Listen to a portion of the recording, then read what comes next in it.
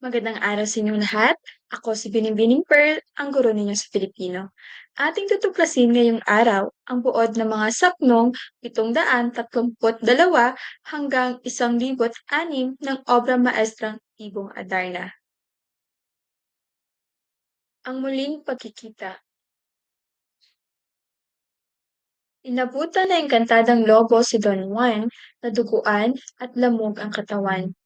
Mabilis na kumilos ang lobo na alaga ni Prinsesa Leonora upang kumuha ng 3 bote ng tubig mula sa Ilog Cardan. Bagamat may mahigpit na tagapagbantay ang ilog, ay nagawa itong linangin ng lobo upang malagyan ng tubig ang 3 bote. Natuklasan niyon ng bantay at hinabol ang lobo, ngunit nagawa namang linangin ng lobo ang tagapagbantay ng ilog at agad ipinahid ito sa buong katawan ni Don Juan. Nanumbalik agad ang lakas ng prinsipe at nabahaw ang mga sugat. Nilapitan niya ang lobo at niyakap para namang bata ang lobo na kumandong ng buong tuwa kay Don Juan. Sa tulong din ng lobo ay madaling nakaahon ng balon si Don Juan, bitbit ang diamanteng singsing ni Prinsesa Leonora. Pabalik na si Don Juan sa Berbanya at dahil sa pagod sa paglalakbay ay nakatulog si Don Juan sa lilim ng isang puno. Maya-maya ay dumapo dito ang Ibong Adarna at nagsimulang umawi. Nagising ang prinsipe at laking tuwa niya nang makita ang ibon. Nilapitan niya ang Oedipus sa pamamagitan ng pag-awit ay nagsalaysay ang ibon kay Don Juan. Nalaman niyang kaya umalis ang ibon dahil nais lamang siyang iligtas nito sa pasakit. Ang tunay na pakay ni na Don Pedro at Don Diego ay patayin silang dalawa. Pinayuhan din ng Ibong Adarna si Don Juan na kalimutan si Leonora at pumunta sa Reino de los Cristales upang hanapin ang isang Maria Blanca. Ang reynong ito ay pinaghaharian ni Haring Salermo na ubod ng tuso at talino. Siya ay may 3 anak na babaeng sina Isabel, Juana at Maria Blanca. Lahat sila ay pawang magaganda at marangal. Sinabi ng Adarna na piliin si Maria Blanca dahil ang ganda nito ay walang kaparis. Nagsimula namang lumakad si Don Juan upang hanapin si Maria Blanca at kinalimutan niya si Leonora. Ang panaghoy ni Leonora. Sa palasyo ng Berbanya ay patuloy na tumatangis si Prinsesa Leonora. Ayaw mawala ng pag-aalala ng prinsesa na baka hindi na iligtas na engkantadang lobo si Don Juan. Umaasa siyang sana ay dalawin siya kahit ng kaluluwa ng prinsipeng kanyang pinakaiibig. Inaasam niyang sana'y buhay pa ito sa tulong ng lobong kanyang inutusan. 7 taon ang kanyang hininging palugit kay Haring Fernando dahil sa kanyang panata at upang hindi rin siya maikasal kay Don Pedro. Si Don Pedro ang lalaking handang magpakasal kay Leonora, ngunit kahit 3 taon na siyang naghihintay at nagtitiis, ay ayaw pa ring magpakasal sa kanya ang prinsesa. Mamamatay man siya, ang kanyang puso ay mananatiling nagmamahal kay Don Juan. Labis niyang pinagtatakhan na kung hindi nakaligtas si Don Juan, bakit hindi na nagbalik ang engkantadang lobo sa kanya? Samantala, hindi matunto ni Don Juan ang daan patungong Reino de los Cristales. Inabot siya ng 3 taong paglalakad sa gubat at kaparangan, ngunit hindi siya nawala ng pag-asa. Isang araw, nakatagpo siya ng isang matandang ermitanyo at nanlimos ng pagkain. Talinhagang talaga. Inabot sa kanya ang isang sukot na tinapay na durog na durog. Nabuksan niya ito, halos masuka-suka siya sa kanyang nakita. Dahil na rin sa gutom, hindi niya alintana ang itsura nito. At nang ito'y kanyang tikman, ang maitim, bukbukin, at lumang tinapay ay may malinamnam na lasa. Binigyan pa siya ng matanda ng pulot-putyutan at tubig. Dahil sa uhaw, nagpaalam si Don Juan kung pwedeng ubusin na niya ang tubig na ibinigay sa kanya. Hindi naman tumanggi ang matanda kaya walang itinira si Don Juan. Ngunit laking pagtataka ni Don Juan dahil puno pa rin ang bias ng kawayan na pinaglalagyan ng tubig. Nagwika si Don Juan na ito ay isang talinhagan talaga.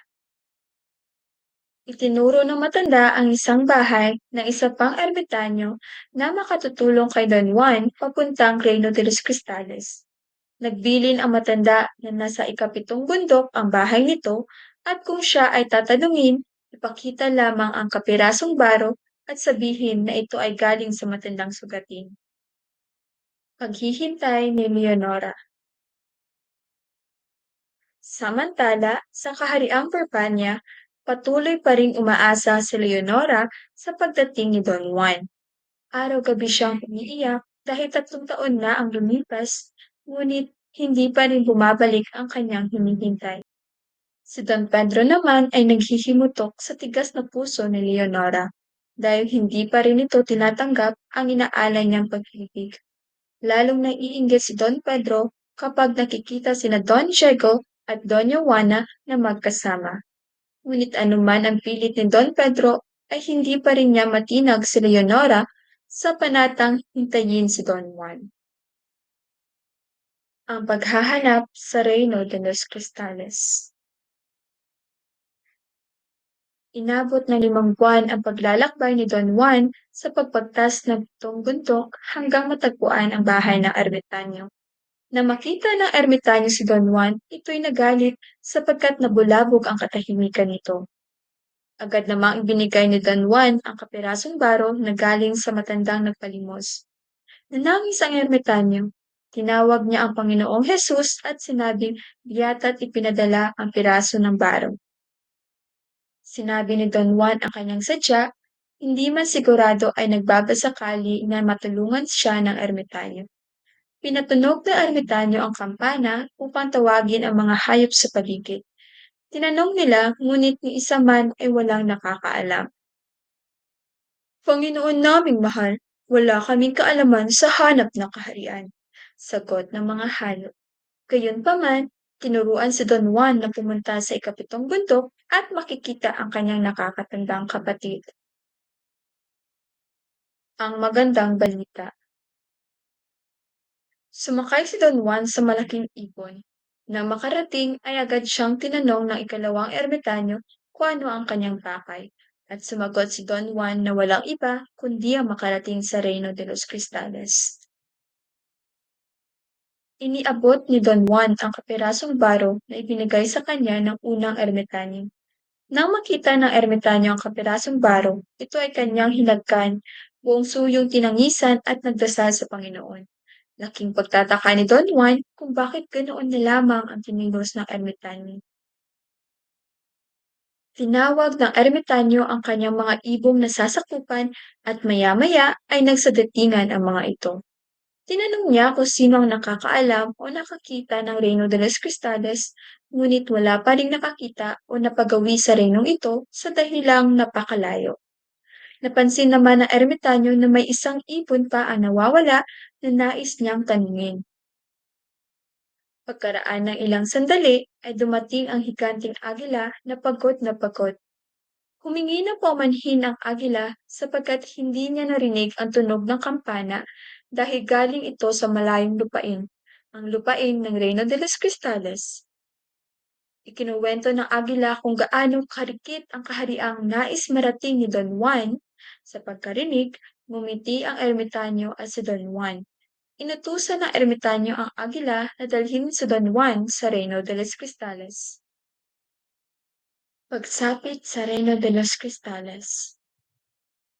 Kasama ang agila, si Don Juan ay lumipad papunta sa Reino de los Cristales. Isang buwan nila itong liliparin at sa banyo ni Doña Maria Blanca sila lalapag. Pinasamahan sila ng ermitanyo sa laksalaksang ibon na tagadala ng 300 duruan, 5,000 bala ng pagkain at tubig na maiinom sa paglalakbay.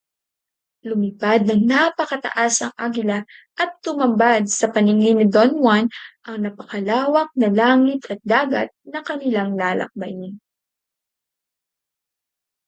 Takip-silim na nang sila'y lumapag at sinabihan ng agila si Don Juan na kumubli sa halamanan. Ganap na 4:00 na madaling araw ay paparoon si Maria Blanca upang maligo kasama ang kanyang 2 kapatid. Nagbilin din ang agila na tibayan ni Don Juan ang kanyang loob upang magtagumpay sa miminting pag-ibig. Nasubhang galit.